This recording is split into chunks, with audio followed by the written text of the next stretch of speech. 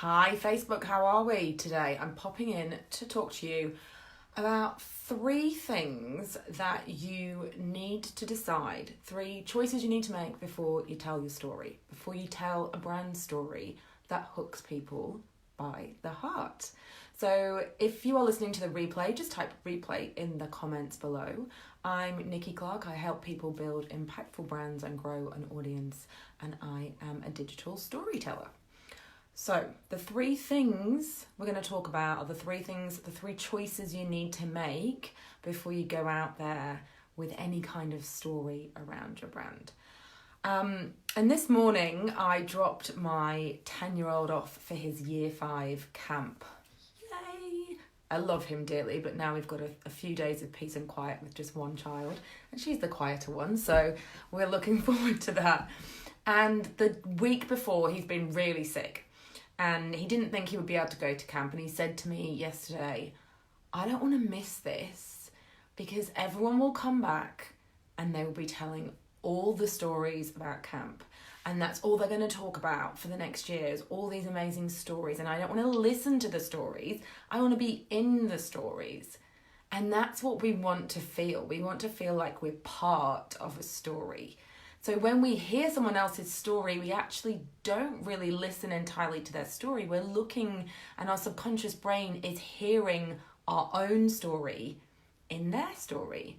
So that's how story really bypasses that logical and rational part of the brain and goes to the subconscious part of the brain and connects with people emotionally. But to tell your story, you do have to make some conscious choices, because a lot of people say to me, I'm not a storyteller, I'm not a writer, it's really difficult, I don't know where to start. But actually, there are lots of formulas for story that make it really easy. You just got to make some strategic decisions first. So again, if you're catching the replay, just type replay in the comments. And if you've got any questions, I'll get back to you. So the first thing you need to do is decide who is your story for.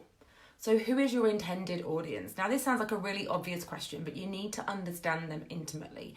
You need to know what is it that they need or desire that your business or your brand fills. What is their need or desire that your business or brand fills? So who is this person?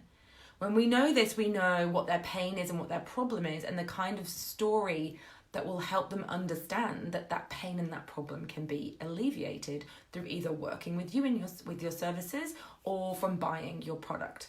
And that is ultimately what you want them to do. You want them ultimately to have a relationship with you. And this story is one step on that buyer journey. So who is the story for?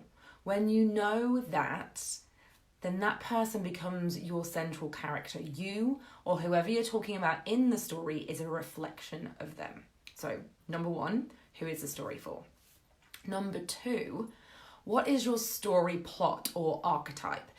So there's a really famous book by Christopher Booker about the 7 plots. So he has written an extensive book which essentially chronicles that in life there are 7 main story plots that all movies, all films, all books follow.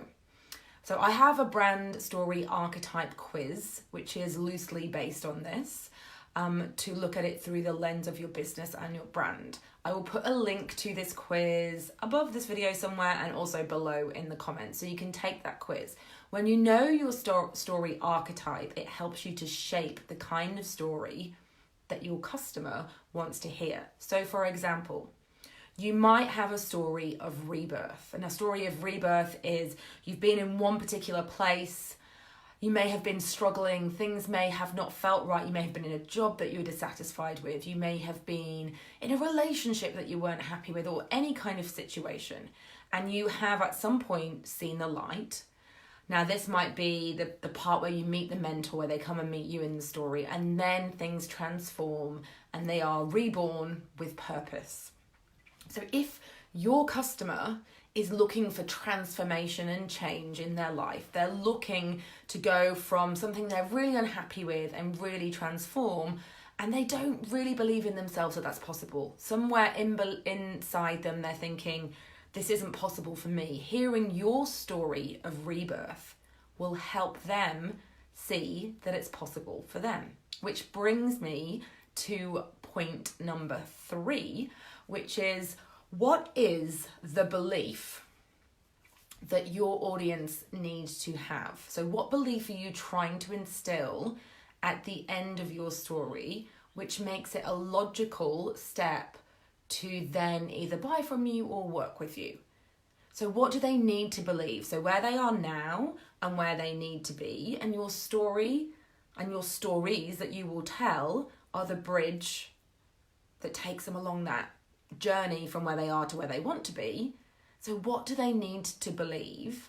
So what belief do you need to bring, forward in that story so that they have that aha moment? So maybe it's they need to believe that, without learning, for example, without learning Facebook ads, they won't get enough traffic. Without learning the right food to eat, they won't lose the weight. Without understanding their unique personality, they won't be able to get the career that they want. Whatever it might be, what is that belief that they need to have? And then you weave the story, obviously, to take them from the beginning to the end to understand that belief. So those are my 3 quick tips for today. Take the Story Archetype quiz if you haven't already, because I'm sure you'll find it really insightful. And I will be back over the next few days with some more storytelling tips. I hope you have a great day. I'm Nikki, and you can find me on the links above and below.